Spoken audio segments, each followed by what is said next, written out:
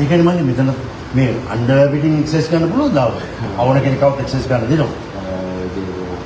Train කරන්නේ කෙනෙක්. ඒ කියන්නේ මෙයාගේ බොඩිය මේකෙන් හැදුණා. මම මොකක්ද දුන්නේ වගේ? මොකක්ද දුන්නේ? ඔයාගේ බොඩිය මේ විදිහට හදාගත්තා නැත්නම් මීටර හොඳට බොඩිය තිබුණාද? නෑ මහත්තයා මගේ මීටර වලින් හොඳට බොඩිය තිබුණා. ඔව්. මේකෙන් එක්සර්සයිස් කරලා කෙලුණානේ. මොකද? බිග් බොස් ආයේ මේකෙන් එක්සර්සයිස් මගේ බොඩිය හොඳට තිබුණා මීට වඩා. ඔව්. හොඳට තිබුණා. ඔව්. මේකෙන් එක්සර්සයිස් කරලා කෙලුණානේ. වෙන්න බැරි වැඩන්නේ අපි ආයිස ලංකාවේම කට්ටියට හරි කියන්නේ බිග් බොස් ආයෙන් කරලා. මොනවද දුන්නේ මට? මුදුක අමාරු මොකද කියලා රසණි පොණක් තියෙනවා. සියලු තියෙනවා. සීනි තියෙනවා. කොලෙස්ටරෝල් තියෙනවා. සීනි කීයද? සීනි ගාන්න මතක නැහැ මහත්තයා ඒ තරම් ලොකු සීනි කඩේ කීයද 100 මන්? ඔව් 100 වුණාට වැඩි මහත්තයා දැන් 300ක් විතර එනවා.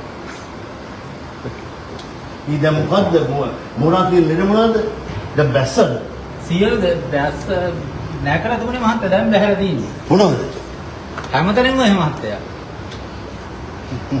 මේ වගේ මොන ජිම් මොකටද ගියත් හදන්න හම්බෙන්නේ නැහැ. අයිති බිග් බොස් ආයකට ගිහලා එහෙම වෙන්නේ නැහැ. කවදාවත් බොරු කියන්නේ නැහැ. ඒ කියන්නේ හොඳට බොඩිය තමසි උසට හිටියද? උසර හිටියා මහත්තයා.